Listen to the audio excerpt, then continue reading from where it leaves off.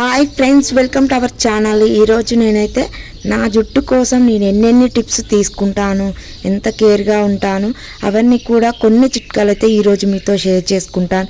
మీరు ఖచ్చితంగా ఫాలో అవ్వండి, సబ్స్క్రైబ్ చేసుకోవడం మర్చిపోవద్దు. ఎందుకంటే నేను మంచి మంచి టిప్స్ చెప్తాను, ఎయిర్ టిప్స్ అయితే.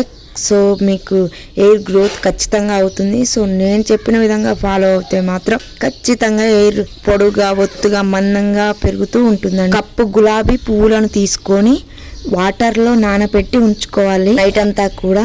Next day morning head bath చేసిన తర్వాత ఈ రోజ్ వాటర్ని అయితే రాసుకోవాలి, మసాజ్ చేసుకోవాలి. తర్వాత ఒక 5-10 మినిట్స్ ఉంచుకొని క్లీన్ చేసుకోవాలి. మళ్ళీ హెడ్ బాత్ చేయాలి.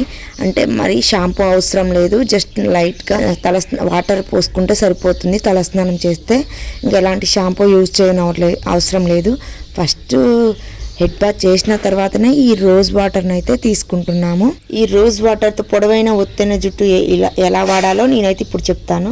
రోజ్ వాటర్, నీళ్లు తీసుకోవాలి. రోజ్ వాటర్తో సమానంగా నీళ్లు తీసుకొని మిక్స్ చేసి జుట్టుకు షాంపూ, కండిషనర్ ఉపయోగించిన తర్వాత మిశ్రమాన్ని తలకు రాసి ఒకసారి నీళ్లతో శుభ్రంగా కడిగేసుకోండి. చేయడం వల్ల జుట్టు ఆరోగ్యంగా ఉంటుంది, ఇక ప్రయోజనాలు చేకూరుతాయి. అంటే ఇప్పుడైతే చూద్దాం.